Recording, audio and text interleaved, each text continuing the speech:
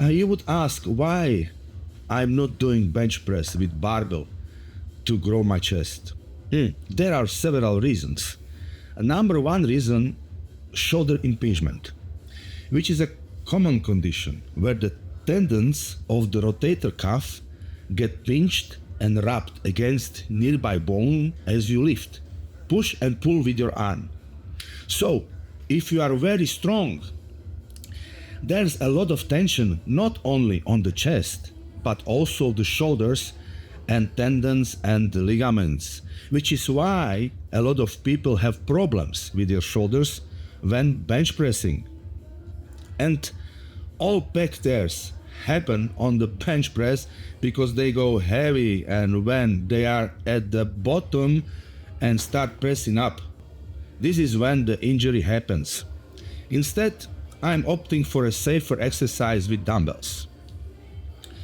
So when we start, set the bench angle between 15 to 30 degrees.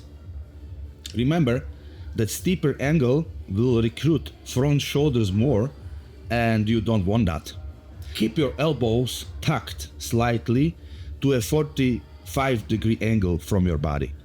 Because if you flare elbows out to the sides, this will place an excessive stress on your shoulders. Incline Press Hammer Strength.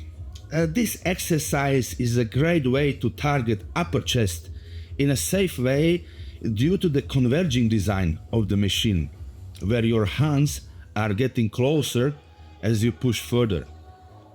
So go for a full stretch at the bottom of the movement and try to squeeze the chest at the top portion of the movement. However, don't lock your elbows because this will transfer all the weight on the joints. However, you will need to find the correct seat height for your structure. If the seat height is too low, shoulders will engage. And when it's too high, your arms will be in an awkward internal rotation at the bottom of the movement. Ideally, the handles should align with the armpit level or upper chest when seated. Avoid sliding down the bench or lifting your hips butt off the seat, as this can turn the incline press into a flat press and place unnecessary strain on the lower back. Keep your back firmly against the pad and feet planted on the floor for stability. Keep your shoulders down and back, so shoulders should be retracted to isolate the pectoral muscle and avoid engaging the upper traps and neck. Don't rush the reps if possible. The movement should be controlled and focusing on both the pushing or concentric and lowering the eccentric phases. To maintain constant tension in the muscle, stop just short of full extension, because if you lock out your elbows at the top, this will shift the weight to your triceps and joints. Chest press hammer strength is safer than free weights due to the guided movement and stability. Personally, I like to use this isolateral machine. The isolateral means that you can work each arm independently. This is how you ensure that both sides of your chest muscle develop an equal amount of the strength. Something similar can be achieved with dumbbells, and not with the barbell though. So, if one of your sides is stronger than the other, give this exercise a try. This machine will prevent your stronger side from compensating for a weaker one and thus help reduce the risk of injury. You don't need a spotter to assist you, so training to failure can be done without risking the injury. Imagine going to the failure on bench press with the barbell without a spotter. I've got instantly goosebumps. Once I went too far on the bench and couldn't lift the bar back up, so I somehow managed to drop the barbell on the floor without killing myself. The main chest muscle, the pectoralis major, originates from the clavicle or collarbone, sternum or breastbone, and the first 6 to 7 costal cartilages, or ribs. It inserts onto the lateral lip of the intertubercular groove of the humerus. Number one mistake is to use too much weight, because if it's too heavy, other muscles will be taken into play and the form will go down the drain. Keeping chest up and shoulders back and down. Lean a bit forward, but not too far, without slouching or allowing your shoulders to roll forward. It will shift the focus from the chest to the shoulders and biceps.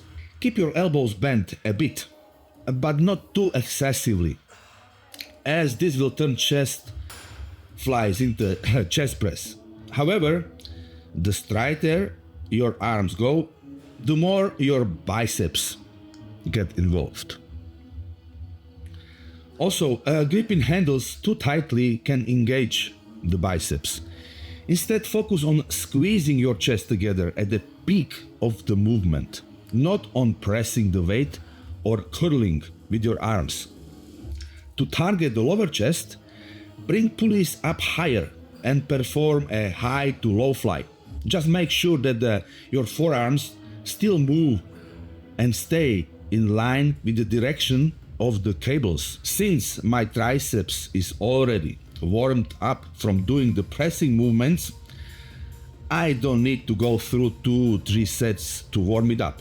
Hence, I did one feeder set for 6 to 8 reps just to get accustomed to the motion. A rope pushdown exercise is targeting lateral and medial head of the triceps. Not so much the long head, which is the biggest muscle of the triceps. As you know, the muscle is attached to the bone with a tendon, and every muscle has the origin and insertion, where the origin is the end of the muscle that attaches to the bone, that remains fixed or relatively stationary during a movement, while the insertion is the end that attaches to the bone that moves. So lateral head has origin in posterior humerus, superior to the radial groove, where superior in anatomy means above or towards the head end of the body. Its insertion is in olecranon process of the ulna. Medial head has its origin in posterior humerus, inferior to the radial groove, where inferior in anatomy means lower or towards the feet. Its insertion point is the same place as medial and long head in olecranon process of the ulna. Some proper form tips. Your elbows should remain close to your sides throughout the exercise. Flaring them out shifts tension to your shoulders and lats. Keep your upper arms locked in place and only move your forearms. Leaning forward or backward to swing the weight down removes the tension from your triceps. Instead, maintain a stable, upright torso and focus on a controlled movement. Bending at the back and shoulders to force the weight down takes the work away from the triceps. Slightly leaning forward can be beneficial for a range of motion, but avoid using your back to push. U-bar extension. This particular exercise places more emphasis on the long head of the triceps. Of course, the other two heads are involved in this exercise too. The triceps long head originates from the scapula and inserts onto the olecranon process of the ulna. Because it crosses both the shoulder and elbow joints, it's unique among the triceps heads in also assisting with shoulder adduction and extension. Well, I performed this exercise in the slow tempo because my right elbow was killing me. Since I started to do this exercise, where I put hands behind my back as much as possible to get full stretch. Pain is gone. I was also using elbow sleeves to keep the joints warm and stable. Anyway, you can also choose to use a rope instead of a straight bar to decrease the stress placed on the shoulders. Regarding feet position, you can stand with feet together, but it really depends on the weight you are lifting.